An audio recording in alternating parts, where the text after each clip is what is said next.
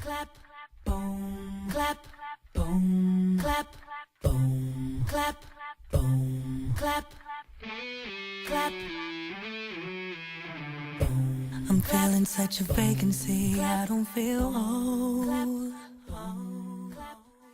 Hi, this is Monique Halley, your relationship clarity expert, and I want to talk about this theory called looking glass self. And I want to shed light on this topic because it takes away from us being our true selves, and it also takes away from us having authentic experiences in our relationship. And I see it show up all the time, and it's a disservice to us. So basically, the looking glass self theory is we shape our self-concept and our identity based upon how others perceive us to be. And so basically we conform to how we think others think we are. I don't know if that's kind of confusing, but I'm going to say it again. We conform to how we think others think we are. And I'll give you an example. When I was in my marriage, one of the things my husband at the time loved about me was I was willing. He always said that was one of the things that attracted him to me, that I was willing to just do a lot of things to make the relationship work, and he really loved that. And I loved that he loved that about me. That was his perception of me. I never really identified that as a characteristic about myself, but the fact that he saw that and he would always say it and how it made him feel, I would behave in that way.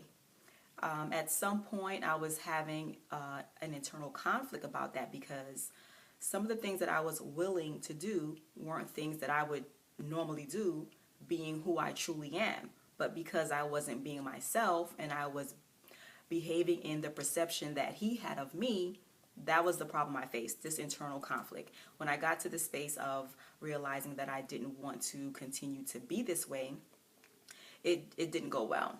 He asked, well, why now? And it wasn't something that I planned. It was just that I really got to a space to where I wanted to be my true self. And so I know a lot of us are behaving that way in our relationships, whether it's personally or professionally. And what I want to challenge you to do is take some time to re-examine the relationships that you value. Because it feels better when you are being your true self, you're being more authentic.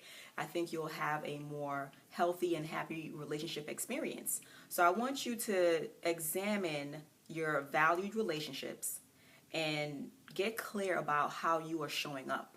Are you being your true self, or are you being who you think those people think you are?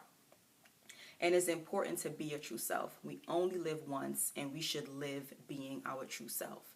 And this is so important because a lot of us lose ourselves in our relationship. And that's something so important to pay attention to, being who you are. So I want to encourage you to do this exercise, get clear about how you're showing up. And I would love to get some feedback and your comment about what came up for you.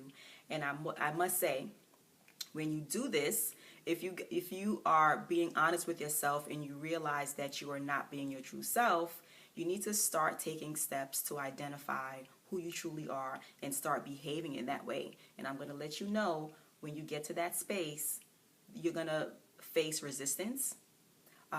Those people that you were engaging with them and being who they thought you were, and here you go changing and becoming more of your true self, it's not going to go well. But it doesn't matter. You have to have you have to be committed to you.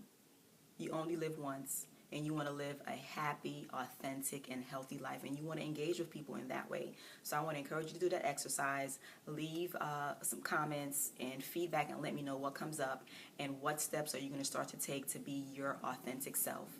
So again, thank you for looking at this video, and I will talk to you soon. Boom, clap, boom, clap, boom, clap, boom, clap, clap.